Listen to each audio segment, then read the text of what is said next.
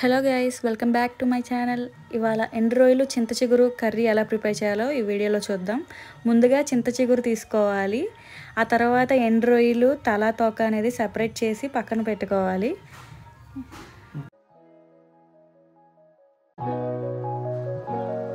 Two medium size onions cut చేసుకోవాలి. అలాగే పక్కన పెట్టుకున్న ఎండు రొయ్యలు కూడా నీళ్ళలో వాష్ చేసుకోవాలి. ఇప్పుడు ఈ వీడియోలో చూపిస్తున్నట్టు చింత చిగురుని అనేది ఇలాగ స్మాష్ చేసుకోవాలి. కర్రీలోకి ఇలా చేసుకుంటేనే బాగుంటుంది.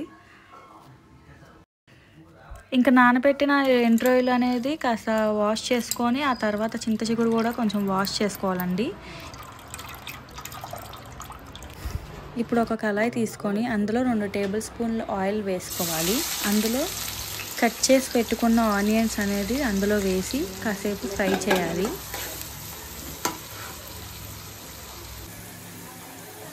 ఇప్పుడు కొంచెం చిటికెడంత పసుపు వేసి మళ్ళీ ఫ్రై చేయాలి.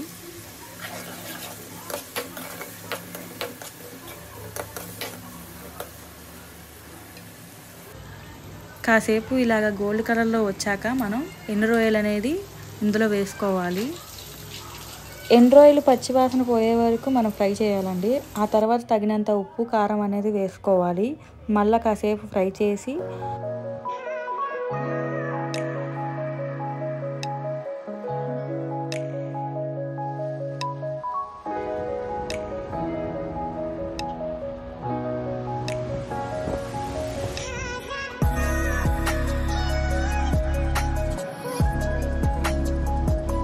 ఎండు రొయ్యలు పచ్చివాసన పోయాక మనం చింత చిగురు అనేది అందులో వేసుకోవాలి.